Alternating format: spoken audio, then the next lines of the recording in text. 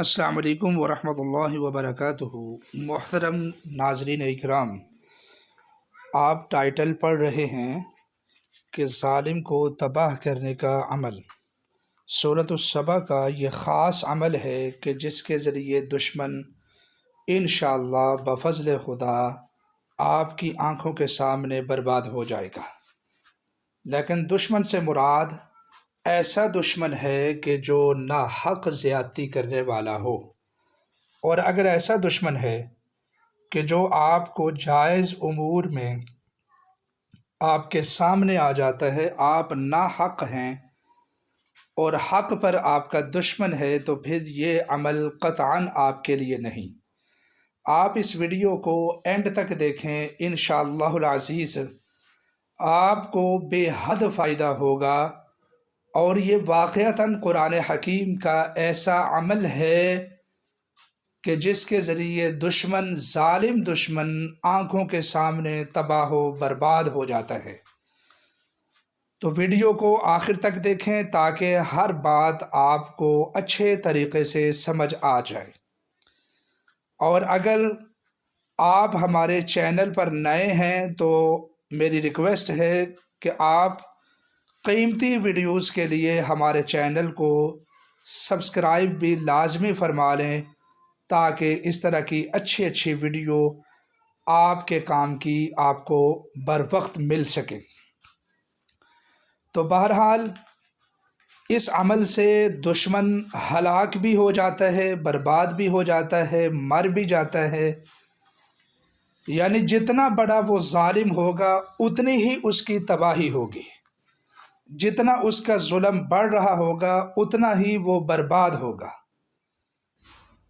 اور مزے کی بات یہ ہے کہ آنکھوں کے سامنے ذلیل و خوار ہوگا، اس کی زبان اور ہاتھ کو اللہ کی طرف سے روحانی لاک لگ جائے گا، وہ آپ کو نقصان نہیں پہنچا سکے گا اور ذلیل و خوار ہوگا۔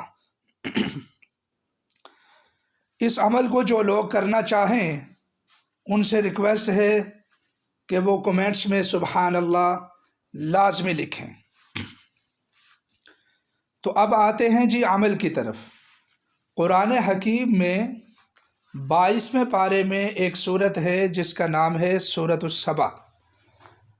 اللہ نے سورۃ سبا میں ایسی تاثیر رکھی ہے کہ آپ حق پر ہوں، آپ اس کو پڑھیں اور اللہ سے دعا کریں تو دشمن بھی برباد ہو جائے۔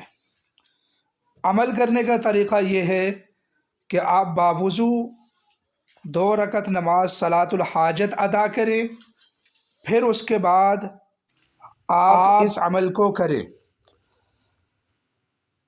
سورۃ سبا کو 7 مرتبہ اکٹھا تلاوت کریں، کوئی زیادہ لمبی سورت نہیں، اول آخر 7 مرتبہ درود پاک پڑھیں، اور اچھے طریقے سے تلفظ و مخارج کا خیال رکھتے ہوئے سورۃ سبا کی 7 بار تلاوت کریں، اور پھر آخر میں 7 مرتبہ درود پاک پڑھ کر اللہ رب العزت کی بارگاہ میں دعا کریں کہ اے اللہ تو سورۃ سبا کی برکت سے مجھے میرے دشمن سے نجات عطا فرما۔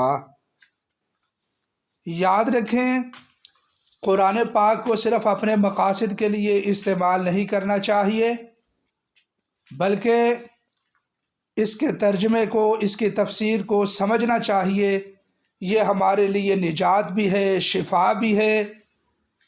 یہ عمل دینے کا مقصد یہ ہے کہ آپ کو پتہ چلے کہ جو قرآن دنیا میں ہمیں دشمن سے نجات دے سکتا ہے، یقیناً وہ اللہ کی کتاب آخرت میں بھی ہمیں جہنم سے اور اللہ کے عذاب سے نجات دلائے گی۔ تو اس لیے زیادہ سے زیادہ قرآن حکیم کی تلاوت کریں اور اس کو پڑھیں اور اس کو سمجھیں۔ تو اس عمل کو کریں، انشاءاللہ العزیز آپ کو بے حد فائدہ ہوگا۔